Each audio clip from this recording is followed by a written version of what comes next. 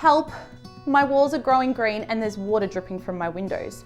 Condensation and mould are no joke, but between blaring heaters, drying clothes inside, boiling kettles, and well, just generally breathing, we often don't realise that all the things that are keeping us toasty and warm in winter may also be contributing to something more sinister. But it's okay. There are some things you can do to help reduce condensation and hopefully prevent mould completely. Here are my top 7 tips for fighting these winter nasties. Number 1, open your windows. Proper airflow through your home is vital in the fight against condensation. It helps the humidity and the moisture in the air escape while also regulating the temperature. Number 2, get those fans spinning. Boiling a kettle, cooking on the stove, having a steamy hot shower, drying your clothes inside, these are all things that are causing extra moisture in the air. So when you're in the kitchen cooking up a storm, turn on the range hood. When you're in the shower, turn on the exhaust fan. These extraction fans are designed to suck up the moisture, so don't forget to use them. Number 3, get a few moisture absorbers. These bad boys may be small, but they pack a punch. Available in most supermarkets and even sometimes in Big W or Kmart, they're a cost-effective way to absorb some of the dampness floating around in the air.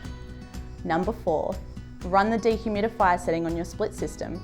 Most newer split systems have this option, so it is worthwhile running this setting for a few hours a day to see if it makes a noticeable difference. Number 5, invest in a standalone dehumidifier. Failing the dehumidifier setting in your split system, a more permanent option is to buy a standalone dehumidifier. These are specifically designed to extract excess moisture in the air, stopping condensation in its tracks and preventing the moist environment that mould thrives in. Condensation is all about humidity in your home. When the water droplets caused by the things we do every day fill the air, they'll eventually start to settle on cool surfaces. In winter, you'll probably notice this effect with water dripping down windows and collecting around the sills.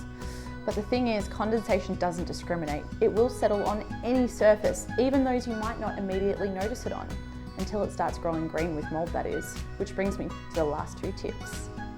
Number 6, make your surfaces less homely to mould. Anti-mould preventative can be added to normal water-based paints for a more permanent solution. Of course, if you're renting, make sure to ask your property manager first before repainting any walls.